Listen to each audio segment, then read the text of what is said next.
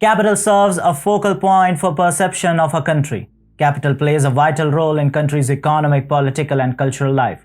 It is the epicenter of political activity. It is usually the largest and most populous city in the country and often serves as a hub for transportation, commerce and culture. While almost all the capitals in Europe fulfill the criteria, Berlin is a misnomer.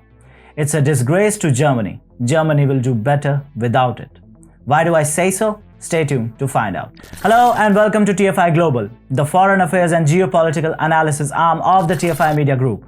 I'm your host Ansh Pandey. Let's begin. Remember the infamous research by Cologne Institute of German Economy regarding capitals across Europe from 2015.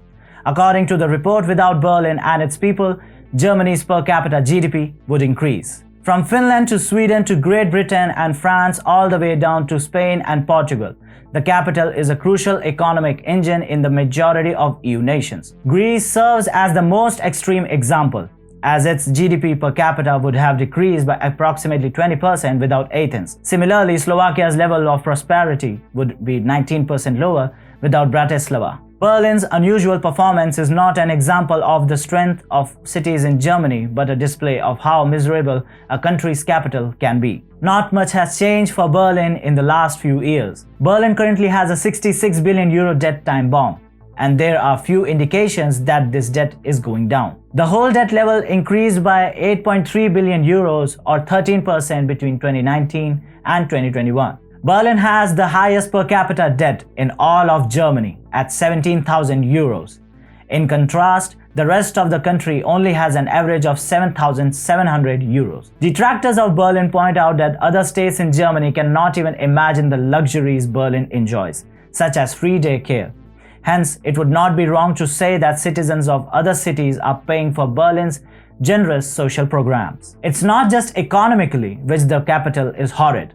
Berlin was named the rudest city in the world in the most recent Time Out Index study. The data found out that 55% of the Berliners polled through the city were rude. Rude behavior is normal in the German capital.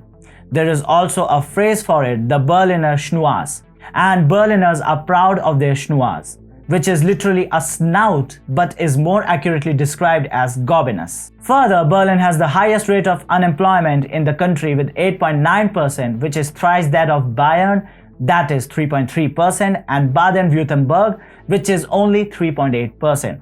Berlin experiences the highest crime rate in the country. The poverty rate in the capital have been severely high too.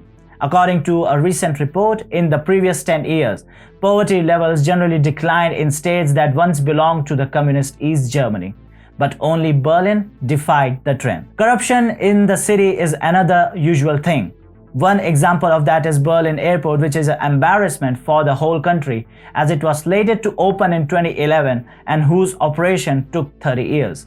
It only opened a couple of years back but gained headlines due to its corruption scandals. Moreover, Berlin's government botched the state election so miserably the previous years that the court ordered a redo. Berlin's income per capita is significantly lower than that of Hamburg and Munich, unlike other nations where the capital is often the richest city. Compared to other Germans, Berliners have worse schools and fewer hospital beds. Without its capital status, Berlin might be just another Rust Belt city, an ex-industrial metropolis whose shift to an economy focused on services, technology, tourism, and the creative industries has, as is so frequently the case, fallen short of fully making up for the loss of the city's industrial base. No wonder the newspaper Die Welt describes Berlin as a failed state. Berlin as the capital of Germany portrays a lesson of how a capital shouldn't be.